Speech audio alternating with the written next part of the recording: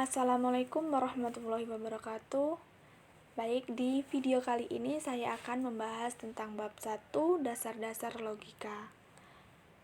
Di dalam bab 1 ini menjelaskan tentang kalimat deklaratif, penghubung kalimat, tautologi dan kontradiksi, converse, inverse, dan kontraposisi.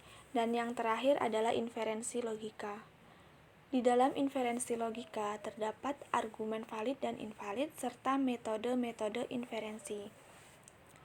Di dalam metode-metode inferensi ini akan dipelajari teknik-teknik penurunan dan contoh-contoh dalam dunia nyata. Di antaranya, yang pertama, modus ponen, kedua, modus tollens, ketiga, penambahan disjungtif, keempat, penyederhanaan konjungtif, kelima, silogisme disjungtif, keenam, silogisme hipotesis, ketujuh, dilema, atau bisa disebut dengan pembagian dalam beberapa kasus, dan yang terakhir adalah konjungtif.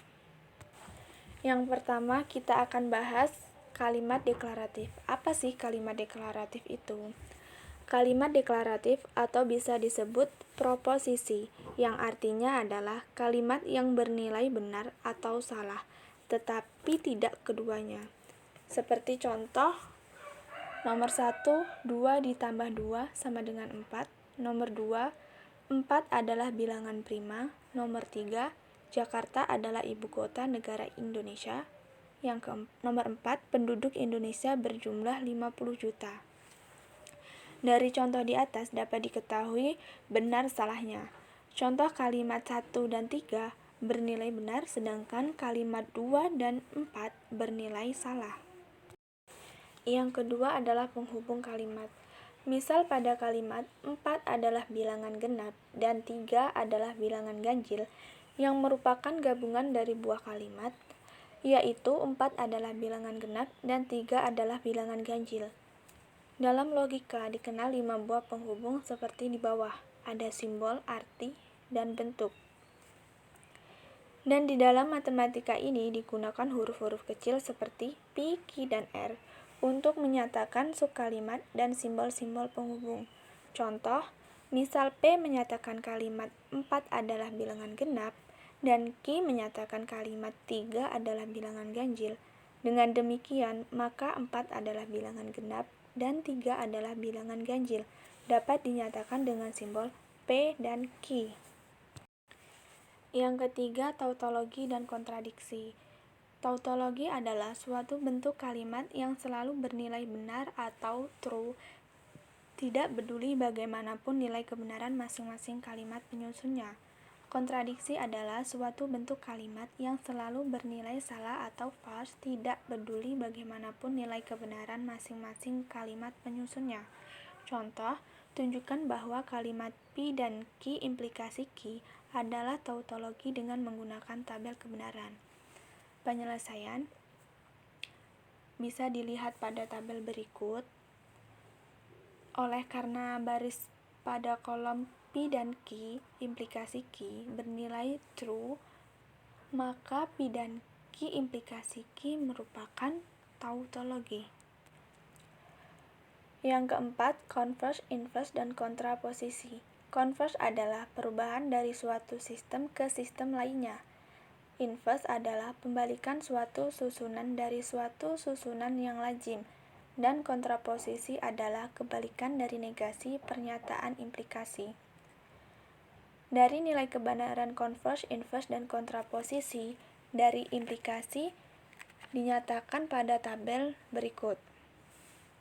Pada tabel berikut diketahui implikasi ekuivalen dengan kontraposisi atau bisa ditulis dengan Pi implikasi Q, negasi Q implikasi negasi P. Contohnya, implikasi jika hati tenang maka kita senang, converse jika kita senang maka hati tenang, inverse jika hati tidak tenang maka kita tidak senang. Kontraposisi jika kita tidak senang maka hati tidak tenang. Yang kelima, inferensi logika. Inferensi logika dibagi menjadi dua. Yang pertama, argumen valid dan invalid. Argumen adalah rangkaian kalimat Semua kalimat tersebut kecuali yang terakhir disebut hipotesis atau asumsi premis. Kalimat terakhir disebut kesimpulan. Secara umum, hipotesis dan kesimpulan dapat digambarkan seperti berikut. Untuk mengecek apakah suatu argumen merupakan kalimat yang valid, dapat dilakukan langkah-langkah sebagai berikut. Pertama, tentukan hipotesis dan kesimpulan kalimat. 2.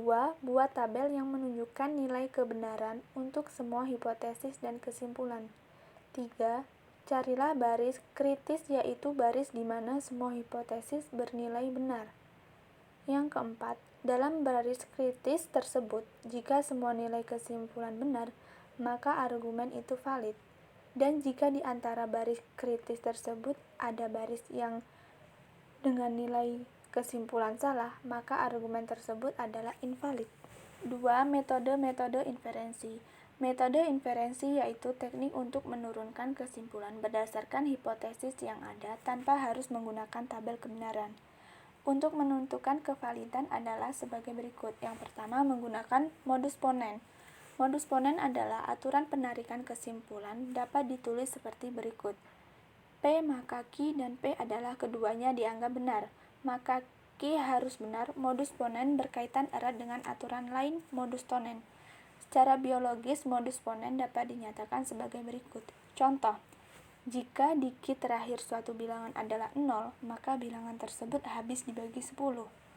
Di Q terakhir bilangan 1470 adalah 0, jadi bilangan 1470 habis dibagi 10. 2. Modus tolen. Hampir sama dengan modus ponens, hanya saja pada modus tolen digunakan kontraposisi dan implikasi. Diasumsikan P implikasi Q benar jika diketahui negasi Q benar. Supaya P implikasi Q benar, maka negasi P harus benar. Dapat disimbolkan sebagai berikut. Contoh, P saya kangen, Q saya akan melihat fotomu. Jika saya kangen, maka saya akan melihat fotomu. Simbolnya P implikasi Q. Saya tidak melihat fotomu, simbolnya negasi Q. Disimpulkan saya tidak kangen. Jadi simbolnya negasi P. Yang ketiga, penambahan disjungtif. Inferensi penambahan disjungtif didasarkan atas fakta bahwa suatu kalimat dapat digeneralisasikan dengan penghubung phi. Alasannya adalah karena penghubung phi bernilai benar jika salah satu komponennya bernilai benar. Sebagai contoh, perhatikan kalimat yang diucapkan Monde. Saya suka jeruk, bernilai benar. Kalimat tersebut tetap bernilai benar jika ditambahkan kalimat lain dengan penghubung phi. Jadi kalimat saya suka jeruk atau durian yang diucapkan Monde juga tetap bernilai benar dan tidak tergantung pada suka tidaknya Monde akan durian. Bentuk simbolis metode inferensi penambahan disjungtif sebagai berikut. Contohnya, Simon adalah siswa SMA atau sekolah menengah atas. Jadi, Simon adalah siswa sekolah menengah SMA atau SMP. Yang keempat, penyederhanaan konjungtif. Inferensi penyederhanaan konjungtif merupakan kebalikan dari inferensi penambahan disjungtif. Jika beberapa kalimat dihubungkan dengan penghubung dan, maka kalimat tersebut dapat diambil salah satu secara khusus. Penyempitan kalimat itu merupakan kebalikan dari penambahan disjungtif yang merupakan perluasan suatu kalimat. Bentuk simbolis metode inferensi penyederhanaan disjungtif adalah sebagai berikut. Contoh, Dina menguasai bahasa Basic dan Pascal. Jadi, Lina menguasai bahasa Basic. Penghubung dan dalam hipotesis di atas berarti bahwa Lina menguasai bahasa Basic sekaligus menguasai bahasa Pascal. Sehingga secara khusus dapat dikatakan bahwa Lina menguasai bahasa Basic. 5. Silogisme disjungtif. Prinsip dari silogisme disjungtif adalah kenyataan bahwa apabila kita diperhadapkan pada suatu di antara dua pilihan yang ditawarkan, A dan B, sedangkan kita tidak memilih A, maka satu-satunya pilihan yang mungkin adalah memilih B. Secara simbolis, bentuk metode inferensi silogisme disjungtif adalah sebagai berikut. Contohnya, Kunci kamarku ada di saku atau ketinggalan di rumah. Kunci kamarku tidak ada di saku, jadi kunci kamarku tertinggal di rumah. 6. Silogisme hipotesis. Prinsip inferensi silogisme hipotesis adalah sifat transitif pada implikasi. Jika implikasi P implikasi Q maupun Q implikasi R bernilai benar, maka implikasi P implikasi R bernilai benar pula.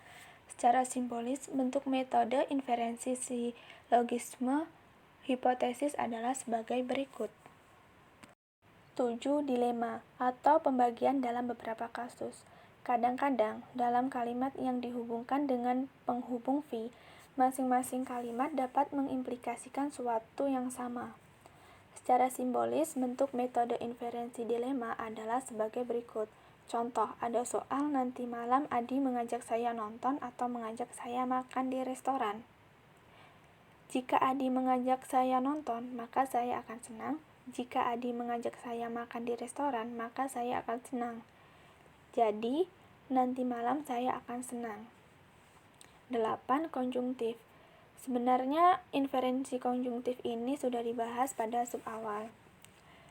Inferensi konjungtif, jika ada dua kalimat yang masing-masing benar, maka gabungan kedua kalimat tersebut dengan menggunakan penghubung dan atau konjungsi yang bernilai benar. Secara simbolis, bentuk metode inferensi konjungsi adalah sebagai berikut.